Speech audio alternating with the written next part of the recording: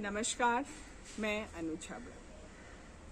सबसे पहले आप सबसे माफ़ी चाहती हूँ कि करीबन 1 महीने से कोई भी वीडियो नहीं बना पाई, लेकिन मैंने अपनी भरपूर कोशिश की है। जो भी मेरी पुरानी वीडियो से रिलेटेड किसी के भी कुछ भी डाउट्स आए हैं तो मैंने उन्हें पूरी तरह से जवाब देने की कोशिश की है। दरअसल जैसा कि आप जानते हैं कि अभी माहौल कैसा चल रहा है, तो मैं और मेरा परिवार भी उससे अछूते नहीं रह पाए। तो पिछले 1 महीने से घर पे यही सारी चीज़ें चल रही थी। कोविड की वजह से रिकवरी होने तक अभी काफ़ी समय हो गया है, पर फिर भी जो जोश था वो अभी थोड़ा कम है। पर सोचा कि दोबारा से अपने आप को चार्ज करना है और काम पे वापस आना है, तो आज से सोचा कि शुरू करती हूँ। तो बहुत चीज़ों के बारे में लोगों की अक्सर जो भी मैंने अभी पिछले दिनों लोगों की जो भी गार्डनिंग से रिलेटेड परेशानियां थी, उसमें इस बात को नोटिस किया कि ज़्यादातर लोगों को एक कॉमन परेशानी अपने पौधों के साथ हो रही है, जिसमें फ्लावर ड्रॉप होना। कि मतलब कलियां आ गई हैं लेकिन खिल नहीं रही हैं, गिर गई हैं, या सब्जियों के भी फ्लावर्स आ रहे हैं लेकिन वो सब्जियों में तब्दील नहीं हो रहे हैं। तो वो काफ़ी परेशान थे। तो मैंने एक पहले भी वीडियो बनाई है इम्पोर्टेंस ऑफ कैल्शियम की, तो अगर आपने वो वीडियो नहीं देखी है तो एक बार देख लीजिए, क्योंकि कैल्शियम एक ऐसी चीज़ है जो हमारे मिट्टी में जितने भी न्यूट्रिएंट्स हैं वो हमारे पौधे को अब्जॉर्ब करने के लिए कैल्शियम बहुत ज़्यादा ज़रूरी है। अगर हमारी मिट्टी में कैल्शियम नहीं होता है तो भले ही वो सारे न्यूट्रिएंट्स जो हमने खाद के तौर पे अपनी मिट्टी में दिए हुए हैं वो हमारा पौधा अब्जॉर्ब नहीं कर पाता है। मैं उसका लिंक डाल दूंगी। सबसे इजी सोर्स जो हमारे हाथ में कैल्शियम देने का हमारे पौधों को है वो अंडे के छिलके। तो वो भाई बहन जो अंडा या अंडे को सेवन करते हैं, या अगर आप नहीं करते हैं तो आप बाहर से भी छिलके कई रेस्टोरेंट से ला सकते हैं। अगर आप परहेज करते हैं तो उसके लिए भी दूसरे कौन से सब्स्टिट्यूट है, मैं उसके बारे में भी बात करूंगी। तो पहले अंडे के छिलकों पे आ जाते हैं। तो अंडे के छिलकों को किस तरह इस्तेमाल करना चाहिए। तो इंस्टा में भी मेरा पेज है, तो मैंने कई लोगों से यह सवाल पूछा कि किस तरह से वो अंडे के छिलकों का प्रयोग अपने गार्डन में करते हैं। तो काफ़ी लोगों ने कहा कि इससे अंडे के छिलकों को वो चूर के सुखा के चूरा करके मिट्टी में डाल देते हैं, और जिससे उनके पौधों को अच्छी कैल्शियम मिल जाती है। अधिकतर लोग यही करते हैं, जो कि जैसा कि मैंने पढ़ा, पर मेरा एक्सपीरियंस इस चीज़ से थोड़ा अलग है।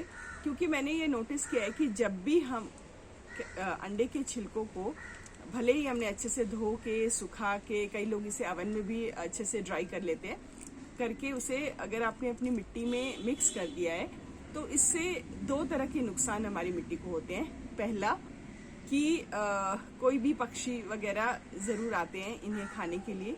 दूसरा, इसमें एक पतला सा आप देख सकते हैं, एक झिल्ली सी होती है अंडे के छिलकों में, पतली सी मेम्ब्रेन इसे कहते हैं, जो कि चींटियों का मनपसंद खाना है। तो क्या होता है, जब हम इसे ऐसे ही चूर के डाल देते हैं तो वो इसे खाने के लिए आती हैं और धीरे धीरे हमारी मिट्टी में अपना घर बना लेती हैं, जो और हमारी जड़ों को नुकसान पहुंचाती हैं, जिससे कि हम जो भी न्यूट्रिशन अपने पौधों को दे रहे हैं वो इतना जल्दी उस पौधे को नहीं मिल पाता है। तो हम क्या कर सकते हैं, जबकि ये बहुत अच्छा कैल्शियम का सोर्स है, हमें अपने पौधों को देना है। तो बेस्ट है कि आप इसे पहले अच्छी तरह से धो लें कि इसमें किसी भी तरह का कुछ तरल पदार्थ ना लगाओ। हाँ, अच्छे से हमने इसको वॉश कर लिया। वॉश करने के बाद अगर धूप अच्छी है तो सन ड्राई कर लीजिए, अगर नहीं है तो अवन में ड्राई कर लीजिए। करके इसे अच्छे से पाउडर बना के रखें, ठीक है। अगर आपने इसे पाउडर बनाया है और अब पानी में हल्का सा घोल के आप डाल सकते हैं, वैसे डाल दीजिए, या आप इसे बेस्ट इसका सोल्यूशन है कि आप अपने कॉम्पोस्टिंग बिन में हमेशा अंडे के छिलके जो कि पाउडर करके डालें। अगर आप इस तरह भी अंडे के छिलके डाल देंगे तो इसे कम से कम आप कह सकते हैं 2 या 3 साइकिल लग जाएंगे खाद बनने में, जब तक कि आपकी दूसरी खाद पूरी तैयार हो जाएगी। तो कोशिश करें कि पाउडर बना के इसे अपने किचन वेस्ट के जो भी कॉम्पोस्टिंग आप मेथड यूज करते हैं उसमें डालें।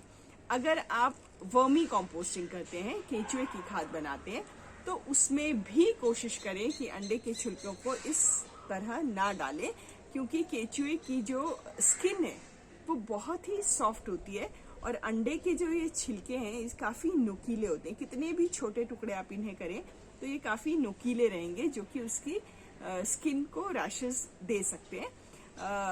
केंचुए को कैल्शियम की बहुत जरूरत होती है जब वो अपने आप को मल्टीप्लाई करते हैं, तो उस स्टेज में केंचुओं को कैल्शियम की बहुत ज्यादा जरूरत होती है। तो कोशिश करें कि अगर आप वर्मी कंपोस्टिंग कर रहे हैं तो उसमें अंडे के छिलकों को पाउडर्ड फॉर्म में डालें।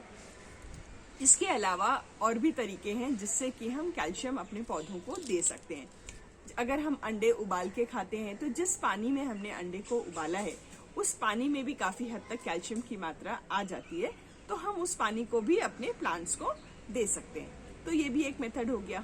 इसके अलावा आप ड्राई करके जब इसे सुखा के पाउडर बना के, क्योंकि कई बार होता है कि हमारे पास समय नहीं होता है कि हम इसका लिक्विड बनाएं या इसे कंपोस्ट में डालें, तो आप इसे सुखा के पाउडर बना के डब्बे में भर के रख दीजिए। जब जैसी जरूरत हो एक चम्मच लेके पानी में घोल के कुछ देर पड़े रहने दीजिए और उस पानी को छान के अपने पौधों पे दे दीजिए, और जो उसका छानने के बाद जो भी कुछ बच जाए वो उसे कंपोस्ट में डाल दीजिए।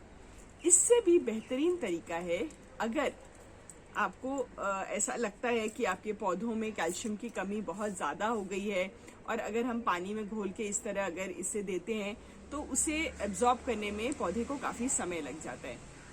अगर हम बात करें सब्जियों की, टमाटर, बैंगन, शिमला मिर्च, हरी मिर्च, इन सबको कैल्शियम बहुत ज्यादा चाहिए होता है और कई बार हम देखते हैं हमारी पत्तियां पीली पड़ रही हैं या उसमें वो रंगत नहीं है और उन्हें हमें इंस्टेंट कैल्शियम देना है। तो उसके लिए आज एक बहुत छोटी सी ट्रिक आपको बताऊंगी, आप कोशिश करें उसको फॉलो करने की और उसे आप अच्छे खासे समय तक स्टोर करके भी रख सकते हैं। तो ये आप देख रहे हैं, इसमें मैंने क्या किया है, अंडे के छिलकों को अच्छे से पहले धो के सुखा लिया है। सुखाने के बाद उसे मिक्सर ग्राइंडर में बारीक पीस लिया है। ठीक है, अब पीसने के बाद जितना भी आप कह सकते हैं जो पाउडर हमने कलेक्ट किया है उसे किसी भी विनेगर में, जनरली हमारे पास व्हाइट विनेगर, ब्राउन विनेगर रहता ही है घर पे, तो उसमें डाल दीजिए। मात्रा उतनी हो कि जिसमें वो अच्छे से भीग जाए और थोड़ा सा उसके ऊपर एक्स्ट्रा विनेगर रहे। जब हम ये डालेंगे तो आप देखेंगे कि इसमें छोटे छोटे बबल्स आने शुरू होंगे, क्योंकि उस समय इस प्रक्रिया में कार्बन डाइऑक्साइड रिलीज होती है। तो जब कार्बन डाइऑक्साइड रिलीज होगा तो वो बबल्स आएंगे। वो आने के बाद आप उसे अच्छे से बंद करके रख दीजिए। विनेगर में अंडे के छिलकों में कैल्शियम जो होता है वो विनेगर में डिसॉल्व हो जाता है, घुल जाता है। तो क्या होगा, कम से कम 2 या 3 दिन बाद आप जब देखेंगे तो जो कि वो, अब मैंने इसे बनाए हुए 3 दिन हो गए, पहले जो विनेगर बिल्कुल ट्रांसपेरेंट दिख रहा था अब वो मिल्की दिखना शुरू हो गया है। तो 2 या 3 दिन में आप देखेंगे कि ये जितना भी कैल्शियम जो पाउडर था वो सारा इस विनेगर में घुल गया है। फिर भी अगर कुछ पार्टिकल्स रह जाएं तो उसे हम छान के अलग से रख सकते हैं। और जो लिक्विड हमने कलेक्ट किया है वो इतना स्ट्रॉन्ग लिक्विड है और वो इस फॉर्म में है कि हमारे पौधे उसे तुरंत अब्सॉर्ब कर सकते हैं। तो उसकी कॉन्सेंट्रेशन इतनी ज्यादा है कि हमें इसे डायरेक्ट नहीं देना है। तो आप कह सकते हैं ये 1 हिस्सा और 10 हिस्से पानी आप ले सकते हैं, 1:10 के रेशियो में। 1 ml ये लेके 10 ml पानी, मतलब 1 लीटर आप कह सकते हैं, 1:100 कि अगर आपने 1 ml इसका लिया है तो 1 लीटर पानी में इसे डिसॉल्व करके आप इसे अपने पौधों को दीजिए। और आप अगर इसे 15 दिन में एक बार भी अपने पौधों को देते हैं तो उससे आपके पौधे काफी अच्छे चलते हैं, उनकी बाकी न्यूट्रिशनल जो भी रिक्वायरमेंट है वो भी बहुत अच्छी पूरी होती है। और कोशिश करें कि कैल्शियम जब भी आप अपने पौधों को दें जड़ों के पास दें, मिट्टी में दें, उसे स्प्रे ना करें, क्योंकि पत्तों से कभी भी पौधा कैल्शियम अब्सॉर्ब नहीं कर सकता है। तो रूट्स से ही एब्जॉर्प्शन होती है। तो जब भी आप कोई भी खाद या कैल्शियम या कोई दूसरी खाद भी अपने पौधे को देते हैं तो कोशिश करें उसकी गुड़ाई जरूर कर लें। गुड़ाई मतलब हल्की सी मिट्टी को ढीला कर लें और जड़ों से थोड़ी दूर जिस भी आपको खाद देनी है या कैल्शियम देना है या दूसरी हम कोई भी चीजें बायो एंजाइम देते हैं तो वो सारी हर थोड़ी सी दूरी पे डालें, जिससे कि पौधे को एक, क्योंकि उसकी जो नई रूट्स आती हैं पौधे की, जो कि इस खाने को अब्जॉर्ब करती है और पौधे को खाना देती हैं, वो सारी तने से थोड़ी दूर रहती है, मेन तने से थोड़ी दूर रहती है। तो अगर हम थोड़ी दूरी पे करेंगे तो वो जल्दी से उसे एब्जॉर्ब कर सकेंगी और हमारा पौधा अच्छा चल पड़ेगा। इसके अलावा कैल्शियम जो है हमारे पौधे की जो सेल वॉल होती है उसे थिक कर देता है, जिससे कि बाकी चीजों की एब्जॉर्प्शन भी बहुत अच्छी होती है और हमारे पौधे की रेजिस्टेंस किसी भी आप कह सकते हैं अटैक से, पेस्ट अटैक से या दूसरी चीजों से काफी अच्छी हो जाती है।